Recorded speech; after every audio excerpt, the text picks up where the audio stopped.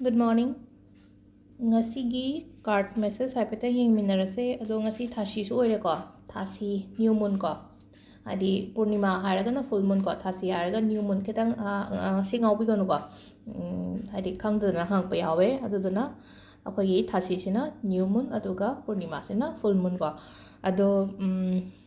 ngarang budi aina share tawgrena haidi kai kai tawgadagadaga haibado check kumba semba yai aduga atopa manifestation tawba yai cleansing tawba yai isagi oina cleansing haragadi akoina meditation gumba tawraga haidi negativity release tawhonba negative emotions negative energy adumba release tawhonba ma leire mamang da loin mang hapkramni ko videos mayam do khetang keno tawraga haipetang chingkhalaga su yengbiyo ko aduduna amagina nahan numi humni muki mamang da hapkhibane adudo check tawbiro aduga check ki nangarang hapkhibane ba abundance check samba adugi do makha ta na ketang query mayam do ketang horen keno video lo shilak pada explain taro ke ko kamai tawgadam no haibdo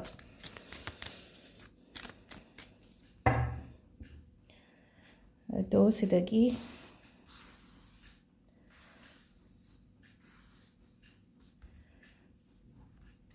1 2 3 crystal gi na haibdo message harako ngai do ai han bangam dare ko aduna haidi adum keno tawbiro ngasi na last oirani ko haidi keno tawbibado haidi moina akoina nimit adu haidi noni lerga tharake khotke haiba ngai do ko haidi kayino habtan aina list semdok pase haidi ayorokanda haitar mafum do yorokanda munglu list sembado ngamaroi aduna ngasi lawgadaba ngai lebiragadi ngasi oina ngasi katang haibiro ko yaragadi sida lere ko card ahum se ahamba 1 khanba ngai ga yenga se ko 1 khanba ngai gi magician card ain thole ko magician card is a manifestation card ne na koina khanbe ko haide koina ningba khotpa se dum haidi manifestation ga tawraga di phangba hai tare ko si card se lag matam da haidi manifest tawon hai ba da haidi nang na pami ba nang na khalliba mayam to haidi phangni hai na ko ado ngasi se keino su taram ni na new moon su taraba ni na haidi adum free oraga di tawbiyo ba manifestation nungdang oi taraga su kaisu kaide wa thabai khang chathokpa yamna busy oi boy taraga su nungdang gumba tawbiba kaisu kaide aduga ngasagi only check to the ngalingai da sembiyo yaraga de sida lere ko ahamba gi ko ani shuba ko ani suba che page of 1 sen la ko haidi hojik sum khallaga leiba mayam ama ko haidi pangthok da leiba mayam do pangthok pion hai ko sida ngasi gi oina harga so haidi chasira chaloisira tawsira tawrisira kain khanjana ba leraga di tawo ngasi nang haidi somna khanbiri ba poto pangthok piyo kaisu kaide ko aduga sida su chap mane ko sisu hypet manarap to ko sisu dum khallaga leibodo hadi thabak oina ilulo khotabagi type to bodo tholo on haba yum sidane man leise ko imungi hoi yumgi mathak sidane hai tare ko nang thola agadi nongonda hadi kanaba me am la kani sine mamang de ishing leiri sida kaino leiri ko hadi pambi ga me am leiri se hadi mana masinga kaino toroga hadi palaga aduduna sida hai kan sida hadi ko nang hadi khallaga leigono hai ejeng ngam gadra ngamoidra yamna doubt le jabdu shada aduduna ko ngamni ba tholo ba sida leire ko ye card ki message na timing afaba sina ayuk ki pung manga ga minute yankai manga dagina mapan ga minute yankai mari phaw ma leire adudagi matung da 13 ga minute 3 daina 12 ga minute 13 phaw ma leire ko adu matung da 3 ga minute 32 daina pung mari ga mari makhai phaw ba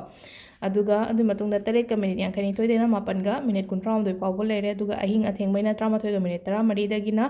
nungalamdagi pung mari ga minute 30 phaw ma leire ko sisina akoi gi timing afaba ko ado keno do abundance check haibado ko check se na sum iraga sumaina thambane ko hadi sum ai gi demo oibane mamangi de ai set up ne ba ko check se kadai de thamga doino na hangak pa ngai do ai gi check se set up piro aduga ai gi thupchalo sumaina ai rom da dum aduga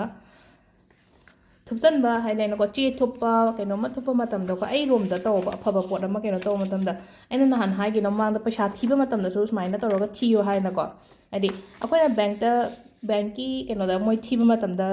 sumaina makha da sumaina thi de na hai sono na ta moi da sumaina toroga thiba ne paisa se ko adi moi rom da thijale na ko hadi dugi meanings lay ba hadi ai rom da lak na bagi da mak ta hadi belief ni ko si sa aduga akoi sum lem na su thi de na khala je ba hadi lambi da kai da sumaina thiyo ba aduga always mingon da paisa piyo matam da ko sumaina tingthoga pi na koina hengai sain ting tho pi gano sumaina konjalaga hai tare ko konjalaga machin ani se ai rom do hela duga ꯍꯥꯏꯗꯤ ꯄꯣꯠ ꯂꯩꯕꯗ ꯑꯣꯏꯔꯣ ꯑꯦꯅꯤ kind of ꯀꯩꯅꯣ ꯇꯧꯕ ꯃꯇꯝꯗ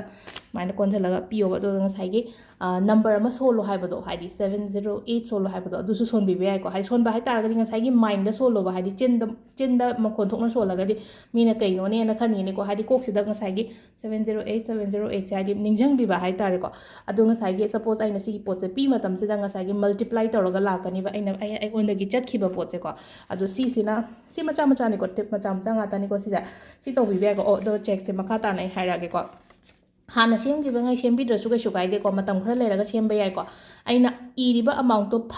ꯐꯪꯈꯤꯕ ꯂꯩꯔꯒꯗꯤꯀꯣ ꯍꯥꯟꯅ ꯑꯩꯅ ꯁꯦꯝꯈꯤꯕꯗꯣ ꯏꯈꯤꯕ ꯑꯃꯥꯎꯟꯗꯣ ꯐꯪꯈꯤꯕ ꯌꯥꯎꯔꯦꯅ ꯍꯥꯏꯅꯀꯣ ꯐꯪꯈꯤꯕ ꯌꯥꯎꯕ ꯑꯣꯏꯔꯒꯗꯤ ꯑꯗꯨꯒꯤ ꯆꯦꯛꯇꯣ ꯕꯔꯟ ꯇꯧꯔꯒ ꯑꯗꯨꯝ ꯃꯥꯒꯤ ꯑꯦꯁꯦꯁꯇꯣ ꯃꯄꯥꯟꯗ ꯑꯗꯨꯝ ꯕ꯭ꯂꯣ ꯇꯧꯊꯣꯛꯄꯤꯈ꯭ꯔꯣꯀꯣ ꯐꯪꯗꯕ ꯂꯩꯔꯒꯗꯤ ꯑꯗꯨꯝ ꯊꯝꯒꯦꯁꯨ ꯊꯝꯕꯤꯌꯣ ꯀꯩꯁꯨ ꯀꯥꯏꯗꯦꯀꯣ ꯑꯗꯣ ꯑꯦꯕ꯭ꯔꯤ ꯃꯟ ꯑꯗꯨꯝ ꯁꯦꯝꯕꯁꯨ ꯌꯥꯏꯀꯣ ꯑꯀꯥꯏꯕꯕꯨꯗꯤ ꯂꯩꯇꯦ ꯑꯗꯣ ꯆꯦꯛꯁꯦ ꯃꯥꯡꯉꯤꯗꯅꯀꯣ ꯑꯦꯕ꯭ꯔꯤ ꯃꯟ ꯁꯦꯝꯕꯁꯦ ꯑꯗꯣ ꯀꯃꯥꯏꯅ ꯇꯧꯒꯦꯗ ꯍꯥꯏꯗꯤ ꯆꯦꯛꯁꯤꯒꯤ ꯖꯦꯔꯣꯛꯁ ꯂꯧꯊꯣꯛꯄꯤꯌꯣꯕ ꯍꯥꯏꯗꯤ ꯑꯣꯔꯤꯖꯤꯅꯦꯜ ꯆꯦꯛ ꯁꯤꯖꯤꯟꯅꯗ ꯌꯥꯗꯦ ꯍꯥꯏꯕ ꯂꯩꯇꯦꯕ ꯆꯦꯛꯁꯤꯒꯤ ꯖꯦꯔꯣꯛꯁ ꯂꯧꯊꯣꯛꯄꯤꯔꯒ ꯖꯦꯔꯣꯛꯁ ꯀꯣꯄꯤꯗꯨꯗ ꯏꯌꯣꯕ ꯑꯗꯨ ꯇꯥꯔꯒꯗꯤ ꯊꯥ ꯈꯨꯗꯤꯡꯒꯤ ꯁꯦꯝꯃꯁꯨ ꯀꯩꯁꯨ ꯀꯥꯏꯗꯦꯕ ꯑꯗꯨꯗꯣ ꯑꯗꯣ ꯅ꯭ꯌꯨ ꯃꯟ ꯈꯨꯗꯤꯡꯒꯤ ꯁꯦꯝꯃꯒ ꯑꯗꯨꯝ ꯍꯥꯏꯗꯤ ꯃꯃꯥꯡꯒꯤ ꯀꯩꯅꯣ ꯂꯥꯛꯄ ꯍꯥꯏꯗꯤ ꯃꯊꯪꯒꯤ ꯅ꯭ꯌꯨ ꯃꯟ ꯂꯥꯛꯄꯗ ꯑꯗꯨꯗꯣ ꯕꯔꯟ ꯇꯧꯊꯣꯛꯄꯤꯔꯒ ꯑꯅꯧꯕ ꯑꯃ ꯁꯦꯝꯕ ꯌꯥꯏꯑꯕ ꯑꯗꯨꯝ ꯑꯗꯣ ꯆꯦꯛ ꯁꯦꯝꯕꯒꯤ ꯏꯟ ꯗꯤꯇꯦꯜꯁꯀꯤ ꯚꯤꯗꯤꯑꯣꯁꯇꯤ ꯉꯔꯥꯡꯒꯤꯗ ꯌꯥꯎꯈ꯭ꯔꯕꯅꯤꯀꯣ ꯍꯥꯏꯗꯤ ꯁꯤꯒꯤ ꯑꯩꯈꯣꯏꯒꯤ ꯃꯤꯗꯥꯁ ꯑꯗꯒꯤ ꯀꯩꯅꯣ ꯖꯤꯕꯨꯒꯤ ꯑꯗꯩ ꯔꯤꯀꯤꯒꯤ ꯑꯟꯂꯤꯃꯤꯇꯦꯠ ꯑꯕꯟꯗꯦꯟꯁ ꯀꯔꯤ ꯀꯔꯥꯒꯤ ꯁꯤꯒꯤ ꯁꯤꯝꯕꯜ ꯃꯌꯥꯝꯁꯦ ꯌꯦꯛꯄꯒꯤ ꯅꯤꯌꯣꯝ ꯑꯩꯅ ꯐꯖꯅ ꯉꯔꯥꯡꯗꯤ ꯑꯦꯛꯁꯄ꯭ꯂꯦꯟ ꯇꯧꯈ꯭ꯔꯕꯅꯤꯀꯣ ꯍꯥꯏꯗꯤ ꯀꯔꯣꯝꯗ ꯀꯃꯥꯏꯅ ꯆꯤꯡꯒꯗ ꯍꯥꯏꯗꯤ ꯄꯨꯡꯌꯦꯛꯇ ꯌꯦꯛꯁꯟꯕꯁꯨ ꯌꯥꯗꯦꯅꯀꯣ ꯃꯥꯒꯤ ꯁ꯭ꯇꯥꯔꯇꯤꯡ ꯄꯣꯏꯟꯠ ꯂꯩꯔꯤꯅꯀꯣ ꯍꯥꯏꯗꯤ 1 2 3 4 5 6 ꯁꯨꯃꯥꯏꯅ ꯇꯧꯔꯒ ꯍꯥꯏꯌꯨꯀꯣ ꯁꯤꯗ ꯂꯩꯔꯦ 1 2 3 4 5 6 7 8ꯅꯦꯕ ꯄꯣꯏꯟꯠ 8 ꯑꯣꯏꯗꯣꯏꯅꯦꯕ ꯁꯤꯁꯦ ꯑꯗꯣ ꯉꯔꯥꯡꯒꯤꯗ ꯐꯖꯅ ꯑꯩ ꯍꯥꯏꯈ꯭ꯔꯕꯅꯤꯀꯣ ꯑꯗꯨꯗ ꯌꯦꯡꯕꯤꯔꯣ ꯀꯩꯅꯣ ꯇꯧꯔꯒꯀꯣ ꯉꯔꯥꯡꯒꯤꯗ ꯐꯥꯛꯇꯣꯛꯑ ꯌꯦꯡꯕꯤꯔꯣꯀꯣ ꯑꯗꯨꯒ ꯁꯤꯒꯤ ꯄꯣꯠꯁꯦ ꯎꯄꯨ ꯅꯠꯇ꯭ꯔꯒ ꯎꯄꯨ ꯂꯩꯇ꯭ꯔꯦꯅ ꯈꯜꯂꯁꯦ ꯃꯄꯥꯟꯗꯒ ꯂꯩꯕ ꯕꯦꯛꯇ ꯑꯗꯨꯝ ꯍꯥꯞꯄꯣ ꯀꯩꯁꯨ ꯀꯥꯏꯗꯦ ꯑꯩꯒꯤ ꯃꯅꯤ ꯕꯦꯛꯇ ꯑꯗꯨꯝ ꯍꯥꯞꯄꯤꯌꯣꯕ ꯁꯤꯒꯤ ꯄꯣꯠꯁꯦ ꯑꯗꯨꯒ ꯑꯃꯅ ꯄꯤꯔꯤꯌꯠꯁꯇ ꯇꯧꯕ ꯀꯩꯁꯨ ꯀꯥꯏꯗꯦ ꯍꯥꯏꯗꯤ ꯁꯤꯗꯤ ꯃꯦꯅꯤꯐꯦꯁꯇꯦꯁꯟ ꯂꯥꯏ ꯈꯣꯏꯔꯝꯕ ꯈꯛꯇꯪ ꯅꯠꯇꯦꯀꯣ ꯑꯩꯅ ꯂꯥꯏ ꯈꯣꯏꯔꯝꯕꯗꯪꯅꯦ ꯑꯩꯅ ꯍꯥꯏꯔꯤꯗꯨꯅ ꯍꯥꯏꯗꯤ ꯀꯩꯅꯣ ꯇꯧꯕꯅꯣ ꯄꯤꯔꯤꯌꯠꯁ ꯃꯅꯨꯡꯗ ꯂꯥꯏ ꯈꯣꯏꯔꯝꯕ ꯈꯛꯇꯪ ꯑꯦꯚꯣꯏꯗ ꯇꯧꯋꯣꯅ ꯍꯥꯏꯕꯅꯦ ꯑꯗꯨꯒ ꯑꯇꯩꯒꯤ ꯑꯣꯏꯅ ꯍꯥꯏꯔꯒꯗꯤ ꯃꯦꯅꯤꯐꯦꯁꯇꯦꯁꯟ ꯇꯧꯕ ꯑꯇꯩ ꯂꯩꯅꯀꯣ ꯑꯩꯈꯣꯏꯅ ꯕꯦꯂꯤꯐ ꯇꯧꯕ ꯈꯣꯠꯄ ꯑꯀꯥꯏꯕ ꯀꯩꯝꯇ ꯂꯩꯇꯦꯀꯣ ꯇꯧꯕꯤꯌꯣ ꯌꯨꯝ ꯃꯥꯡꯉꯁꯨ ꯀꯩꯁꯨ ꯀꯥꯏꯗꯦ ꯁꯤꯒꯤ ꯄꯣꯠꯁꯤꯃꯗꯤꯀꯣ ꯑꯩꯈꯣꯏꯅ ꯂꯥꯏ ꯈꯣꯏꯔꯝꯕ ꯍꯥꯏꯗꯤ ꯑꯦꯀꯥꯗꯁꯤꯒꯤ ꯂꯥꯏ ꯈꯣꯏꯔꯝꯕ ꯅꯠꯇ꯭ꯔꯒ ꯑꯇꯩ ꯏꯁꯣꯔꯒꯤ ꯃꯃꯥꯡꯗ ꯗꯨꯛ ꯑꯃ ꯀꯦꯟꯗꯜ ꯑꯃ ꯀꯔꯤ ꯑꯃ ꯊꯥꯕ ꯑꯗꯨꯝꯕ ꯈꯛꯇꯪꯅꯤꯀꯣ ꯇꯧꯕꯤꯒꯅꯣ ꯍꯥꯏꯕꯗ ꯃꯦꯅꯤꯐꯦꯁꯇꯦꯁꯟꯗꯤ ꯑꯗꯨꯝ ꯂꯣꯏꯅ ꯇꯧꯕꯤꯕ ꯌꯥꯏꯀꯣ ꯑꯗꯨꯗꯨꯅ ꯇꯧꯕꯤꯔꯣ ꯂꯣꯏꯅꯃꯛ ꯃꯌꯥꯝ ꯊꯦꯡꯛ ꯌꯨ